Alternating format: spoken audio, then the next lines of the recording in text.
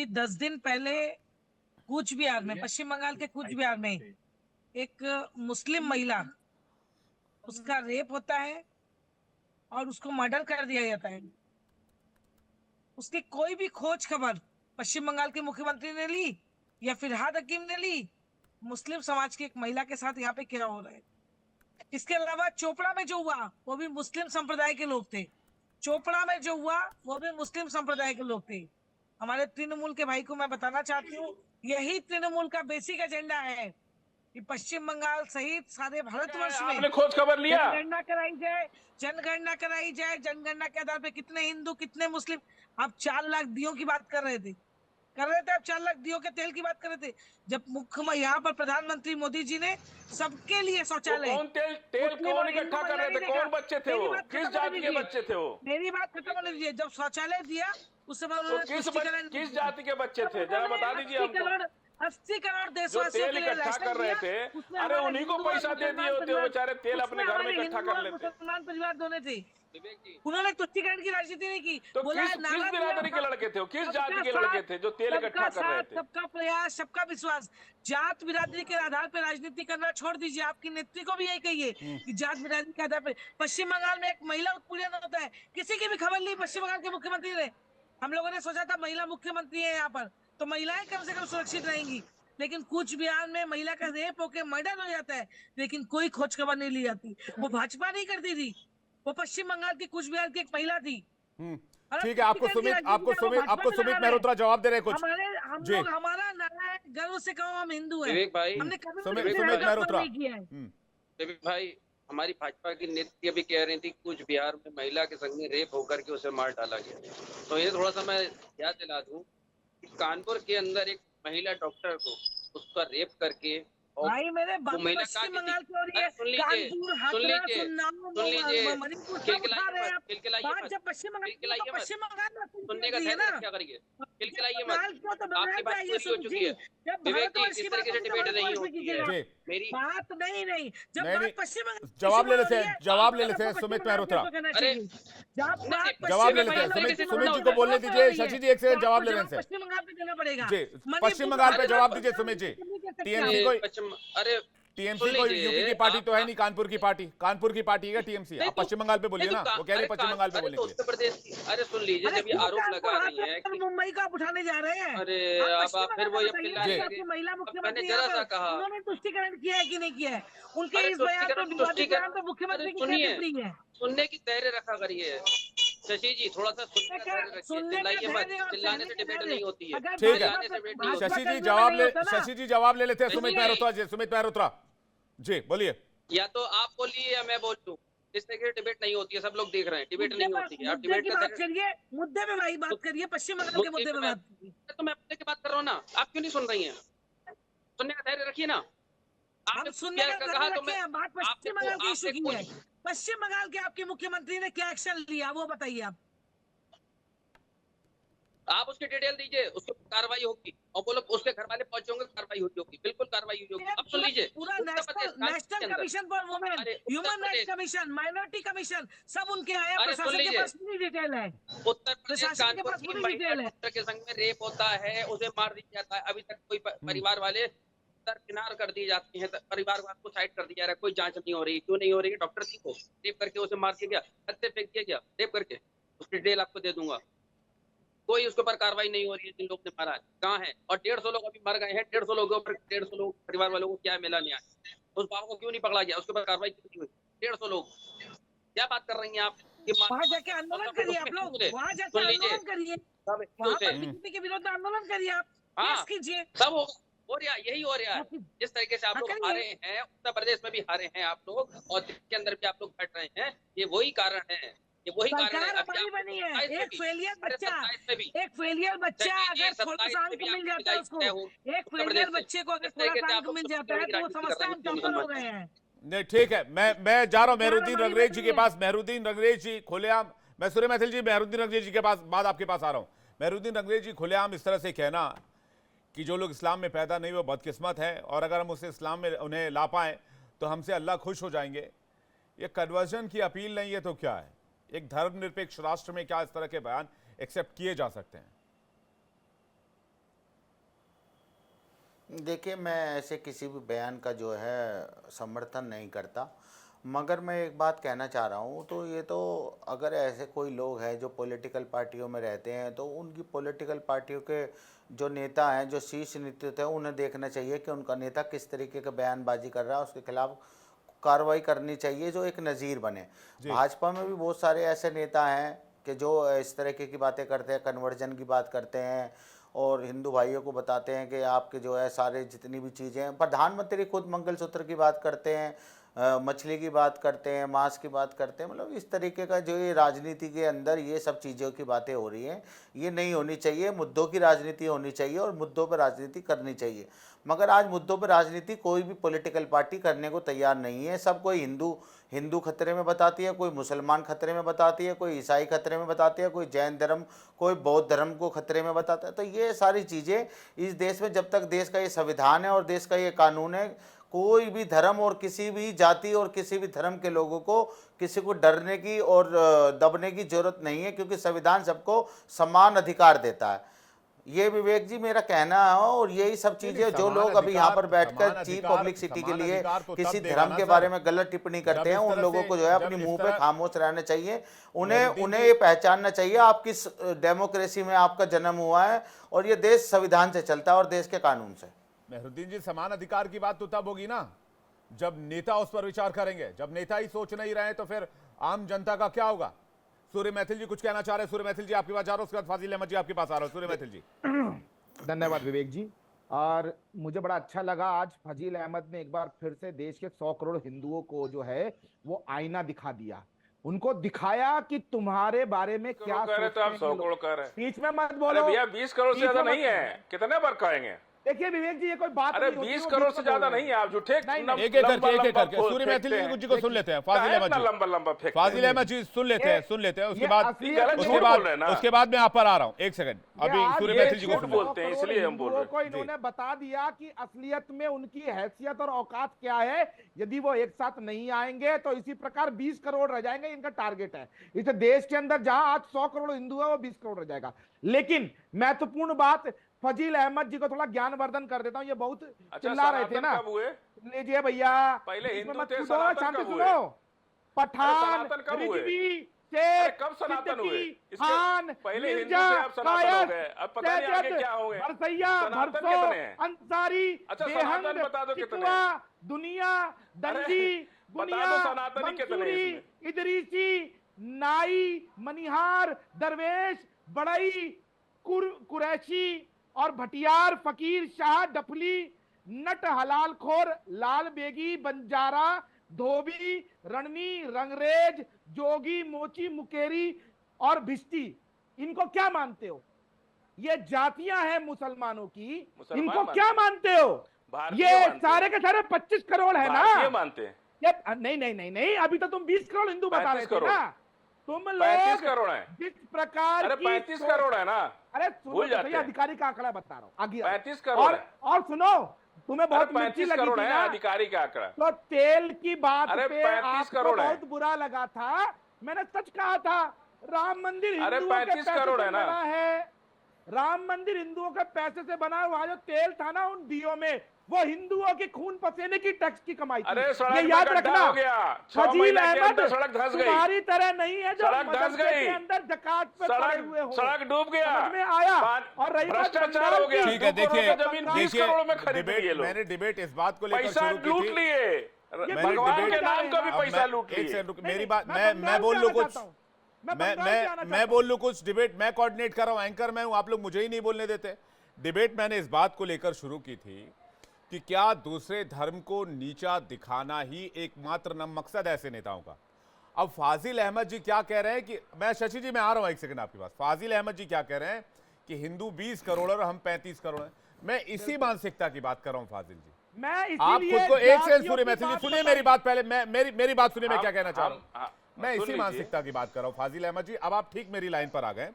मैं इसी मानसिकता की बात कर रहा हूं कि खुद को मजबूत बताना, ताकतवर बताना और सामने वाले को दबाना, उसको कुचलना, उसको कमजोर बताना, ये मानसिकता, और यही फिराद हाकिम की मानसिकता है और यही फाजिल अहमद की मानसिकता है। मेरी सुन लीजिए फाजिल अहमद जी। बिल्कुल। अब हम बता दे रहे हैं आपको, हाँ, बताइए। हमारे कहने के पीछे तर्क है, कोई हम वितर्क नहीं कर रहे। 1 लाख आदिवासी जंतर मंतर पे आए थे 1 साल पहले, और आके उन्होंने सरकार से मांग किया नहीं, कि हम हमारा 35 करोड़ है, हिंदू 20 करोड़, इस बयान का मतलब बता दीजिए आप मुझे। आप मुझे जंतर मंतर बहुत आता, आप मुझे जंतर मंतर मत बताइए। मेरी पत्रकारिता का आधा टाइम जंतर मंतर पर बीता, प्रोटेस्ट कवर करने में, धरना कवर करने में। हिंदू बन गए। मैं ये नहीं कह रहा, मैं हिंदू नहीं बना हूं, मैं दोनों पक्षों से बोल रहा हूं। मैं ये कह रहा हूं, कोई एक पक्ष अगर मजबूत होगा तो क्या दूसरे पक्ष को डराएगा, जैसा पश्चिम बंगाल में हो रहा है। फाजिल अहमद, तो आप बीच में नहीं फाजिल अहमद, मैं अरे बीच में बोलूंगा ना जब आप बोलेंगे। मैंने आपसे पूछा, आप जंतर मंतर चले गए। मैं कह रहा हूं, आप फिर आप डिरेल कर रहे हैं। मैं आपसे ये कह रहा हूं, 20 करोड़ वर्सेस 35 करोड़ की थ्योरी आपकी क्या है, बता दीजिए। अभी सुन लीजिए, ये वही लाइन है, ये फिराद हाकिम वाली ही लाइन है जो आपकी लाइन है। 30 करोड़ आदिवासी अपना, सुन लीजिए, हाँ। 30 करोड़ आदिवासी इस देश में कह रहा है कि हम हिंदू नहीं है, हम सरना कोड बिल है, हमारा सरना धर्म है, हमको अलग कर 20 दिया करोड़ जाए। आदिवासियों तक पहुंचा कौन? इस देश का दलित और पिछड़ी जाति है। लोग सुन आपको पता है, लीजिए, आपको दलित और पता है पिछड़ी जाति फाजिल के अहमद, एक लोग सेकंड, आपको पता है मैं कहां से आता हूं? मेरा घर है झारखंड, विशुद्ध आदिवासी इलाका, माने आप आदिवासी हैं, जहां से बिरसा आदिवासी मुंडा हैं। आते हैं, जिनको भगवान मानते हैं आदिवासी। आप आदिवासी और हैं। मैं आपको बताता हूं कि आदिवासी अरे भैया, किसकी आप पूजा करते हैं, आदिवासी किसको मानते हैं। हैं। शायद आपको नहीं पता आप होगा, तो आदिवासी आपने हैं कि नहीं, डिवीजन ये करना बताइए। बंद कीजिए। आप मुझे मत बताइए मैं कौन हूं, मैं एक जर्नलिस्ट हूं। दूसरी बात, ये 20 करोड़ वर्सेस 35 करोड़ का मामला क्या है, ये बताइए आप। 20,000 35 लाख नहीं, हम बता सुनेंगे तब ना बताएंगे हम। बताइए ना, मैं सुन रहा हूँ ना, बताइए। 3 साल 2 साल पहले जी 5 करोड़ लोग बुद्धिस्ट बन गए और 22 प्रतिज्ञा ले लिए। 5 करोड़ लोग बुद्धिस्ट बन गए इस देश के अंदर 2 साल पहले, और 22 प्रतिज्ञा लिए। पूरे देश में ये कार्यक्रम चला और इसी भाजपा की सरकार में चला। और वो लोग कह रहे हैं कि हमारा, आपने बुद्धिस्ट का कॉलम तो दिया नहीं है, सरना का कॉलम दिया नहीं, जनगणना ही नहीं करा रहे, डर के मारे। जनगणना क्यों नहीं करा रहे? तो 21 में जनगणना होनी थी, 24 आ गया, तो आखिर जनगणना क्यों नहीं करा रहे? इसलिए फिराद हाकिम जनगणना करा दीजिए सबका। और सुन लीजिए, फिराद हाकिम बेइज्जती जितने कर रहे धर्म हैं के लोग हैं सबका कॉलम दे और दीजिए। फिराद हाकिम ने, आप जो बात कह रहे हैं बुद्धिस्ट और दूसरे धर्मों की, उन्होंने हिंदू धर्म का नाम नहीं लिया। फाजिल अहमद जी, आपके दिमाग में किसी तरह का कोई क्लाउड बनाओ तो मैं क्लियर कर दूं। हम कह रहे हैं उन्होंने बुद्धिस्ट- सारे धर्मों की बात की है। बुद्धिस्ट, उन्होंने कहा सरना, ईसाई- जो इस्लाम नहीं है, जो गैर इस्लामिक है, वो बदकिस्मत है, वो आदिवासी और ये तो वो किसी, अरे बाकी भाई, किसी बाकी को भी धर्मों की बात अपने नहीं कर रहे धर्म हैं, के बारे बुद्धिस्टों में की बात कहने नहीं का कर रहे, पूरा अधिकार है। पारसियों की बात नहीं कर रहे हैं। आप इसको भटकाइए मत। आप मुझे हम कर बताइए, रहे हैं 20 ना। करोड़ 35 करोड़ की हम तो मानसिकता, कर रहे हैं ना। 20 करोड़ अरे हम 35 कर करोड़ रहे की हैं ना। मानसिकता कि तुम 20 करोड़ हो, मैं 35 करोड़ हूं, और अच्छा, ये 30 मानसिकता कि करोड़ जो आदिवासी हमारे निकाल धर्म दीजिए, का 30 नहीं है वो करोड़ बुद्धिस्ट बदकिस्मत निकाल है। दीजिए, 30 इस करोड़ मानसिकता पर मुसलमान, आइए। 15 और करोड़ फिराद ईसाई, हाकिम ने 15 ये नहीं कहा कि बुद्धिस्ट। जो हिंदू नहीं है वो, जो हिंदू है वो बदकिस्मत है। उसने कहा जो गैर इस्लामिक है वो बदकिस्मत है। तो आप तो सारे धर्मों को लपेट गए और आप कहते हैं मैं 35 करोड़ हूं। मैं इस मानसिकता की बात कर रहा हूं ना। मेरी बात तो सुनिए आप। बोलिए बोलिए बोलिए। मैं कह रहा हूं ना, जी। किसी को भी अपनी चीजों को आगे करना का अधिकार तो है ना भाई। हमको अपने धर्म की अच्छाई बुराई करने का मैं अधिकार कहां तो कह है रहा ना। हूं? अभी तो आपको वही कह रहे हैं। शशि जी कुछ कहना चाह रहे हैं। शशि अग्निहोत्री फाजिल अहमद जी को स्क्रीन पर लेकर आई। शशि जी आपको कुछ कहना चाह रहे हैं? शशि जी, फाजिल अहमद जी के इस असंसदीय बयान से मैं तो एकदम सहमत नहीं हूँ। जनगणना कराने के लिए वो इतना विवश कर, आप दलित, जब दलित का नाम ले लो तो आपको बुरा लग जाता है, जब आदिवासी का नाम ले लो तो आपको बुरा लग जाता है। आदिवासी का सरना धर्म है, उसको कालम देने में क्या इतराज है आपको? आप जनगणना क्यों नहीं करा रहे? बीजेपी फाजिल अहमद जी, बीजेपी जनगणना आप जिस लाइन पर जाकर इस बयान को डिफेंड करने की कोशिश कर रहे हैं, आपको पता होना चाहिए कि फिराद हकीम की वो लाइन है ही नहीं। अब नहीं, फिराद हाकिम ने जो कहा वो बहुत बड़ी बात है और ये एक बहुत खतरनाक मानसिकता है। राष्ट्र के बारे में ना सोचकर सिर्फ अपने बारे में सोचना, ये बेहद खतरनाक मानसिकता है। आप सभी को बहुत बहुत शुक्रिया हमारे साथ इस डिबेट में शामिल होने के लिए और अपना कीमती वक्त हमें देने के लिए। इस तरह की सोच, इस तरह की नीति, इस तरह के बयान कुछ समय के लिए वोट बैंक को बना सकते हैं या बिगाड़ सकते हैं, लेकिन लंबे समय के लिए किसी भी राष्ट्र के लिए, किसी भी देश के लिए, किसी भी मुल्क के लिए खतरनाक है और सिर्फ खतरनाक है, इसके अलावा कुछ नहीं। दोस्तों बहुत बहुत शुक्रिया हमारे साथ डिबेट में शामिल होने के लिए। वक्त एक ब्रेक का, फौरन लौट रहे हैं।